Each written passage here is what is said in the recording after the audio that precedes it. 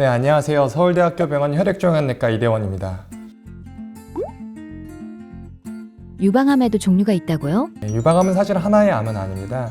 호르몬 수용체의 발현 여부, 그리고 헐투 발현 여부에 따라서 2 곱하기 2로 하면 4가지 종류가 나눠올 텐데요. 그 4가지에 따라서 예후부터 치료 모든 것이 좀 달라지게 됩니다. 종류에 따라 치료법은 어떻게 다른가요? 호르몬 수용체 양성 유방암에 대해서는 호르몬 수용체를 억제하는 호르몬 치료가 효과적이라는 것이고요. 헐투 양성 유방암 같은 경우 헐투 발현이 있을 경우 헐투에 대한 표적 치료를 할 수 있습니다. 그래서 암 종류에 따라서 이러한 여러 가지 무기들을 결합하는 것이 이제 유방암의 치료가 되겠습니다. 초기 유방암이라도 항암 치료가 꼭 필요할까요? 연기 같은 경우에는 보통 제자리암이라고 해서 암에 이제 사실 암으로 꼭 보지는 않고 있습니다. 수술과 필요에 따라서 호르몬 치료나 방사선 치료를 할 수 있게 되겠고요. 하지만 1기부터 4기까지는 사실은 암의 종류와 그리고 약간 상황에 따라서 조금 다릅니다. 1기라고 하더라도 항암하는 경우가 상당히 있습니다. 유방암의 항암 치료는 어떤 것들이 있나요? 항암 치료는 크게 선행 항암 치료, 그리고 보조 항암 치료, 고식적 항암 치료로 좀 나눌 수 있습니다. 선행 항암 치료라는 것은 수술 전에 하는 항암 치료를 얘기합니다. 여기서 사용하는 항암제 자체만으로도 생존율, 재발률을 줄일 수 있고 생존율을 증가시킬 수 있다는 것이 확인이 되었고요. 그리고 수술을 기준으로 수술을 하고 나서 하는 항암제를 보조 항암이라고 합니다. 필요에 따라서는 호르몬 표적 치료를 함으로써 재발률을 줄일 수 있어서 암의 생존율을 증가시킬 수 있는 것이 보조 항암 치료가 되겠고요. 고식적 항암 치료라는 것은 사실 암이 조금 많이 진행해서 현재 수술을 할 수 없는 환자에서 시행하는 치료가 되겠습니다. 항암 치료 기간은 어떻게 되나요? 보통은 짧으면 3개월에서부터 길게는 6개월에다가 또 6개월까지 추가해서 한 1년까지도 하는 경우도 있고요.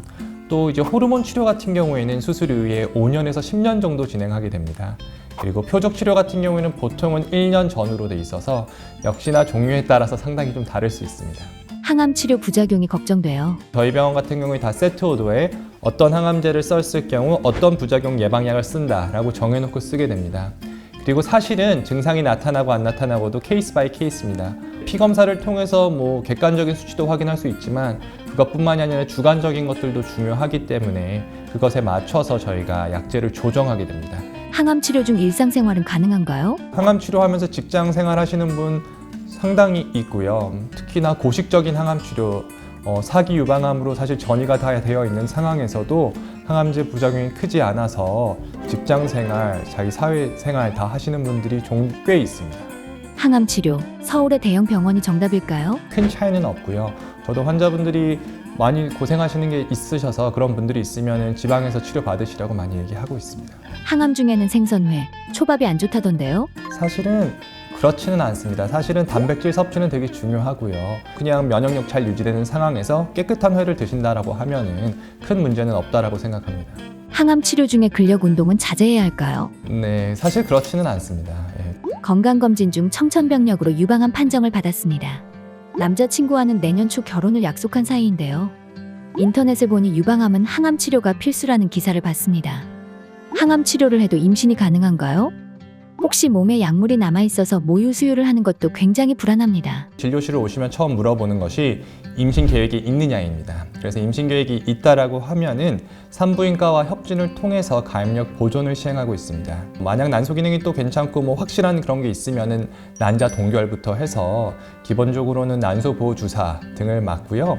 호르몬 치료를 하게 되면 약간 더 경우가 복잡할 수 있는데요. 이 약을 먹는 중에 임신이 되면은 기형아 발생률이 좀 올라갑니다. 그래서 약제를 끊고 최소한 3에서 6개월 정도 후에 임신을 권유드리고 있고요. 보통은 한 2, 3년 정도 호르몬제를 복용하고 중간에 약을 끊고 임신을 시도하는 경우가 상당히 있습니다. 수유를 하는 동안에 사실은 또 항호르몬 치료를 할 수 없기 때문에 잠깐 중단했다가 나중에 수유를 멈추고 보통은 그냥 바로 항호르몬제를 복용하시라고 얘기는 하고 있습니다.